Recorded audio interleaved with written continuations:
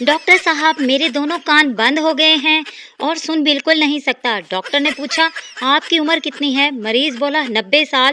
Doctor بولا آپ نے بہت کچھ سن لیا ہے، اب آپ کو مزید سننے کی ضرورت نہیں۔ کیسا لگا میرا مذاق؟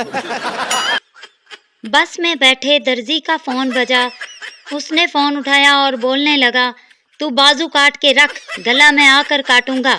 اگلے اسٹاپ پر بس خالی ہو گئی۔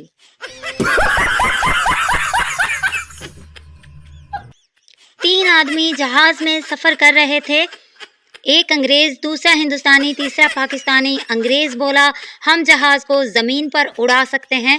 ہندوستانی بولا بالکل زمین پر۔ انگریز بولا نہیں، تھوڑا سا اوپر۔ ہندوستانی بولا ہم جہاز کو پانی میں اڑا سکتے ہیں۔ انگریز بولا بالکل پانی میں۔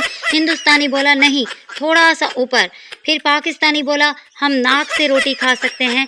دونوں نے بولا بالکل ناک سے۔ پاکستانی بولا نہیں، تھوڑا سا نیچے۔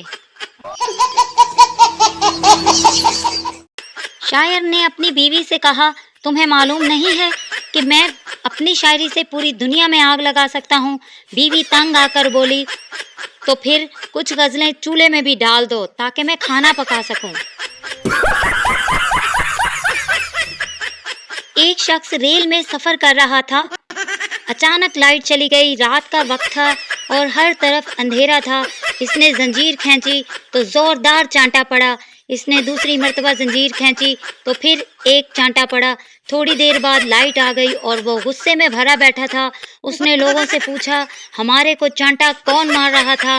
ایک شخص فوراً بولا ابے تو زنجیر کھینچ رہا تھا یا میری بیوی کی چوٹی؟ نہیں یہ مذاق ہو رہا ہے، ایک سیکنڈ۔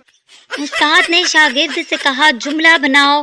میرے منہ میں پانی بھر آیا۔ شاگرد بولا جب میں نے نلکے کو منہ لگایا تو میرے منہ میں پانی بھر آیا۔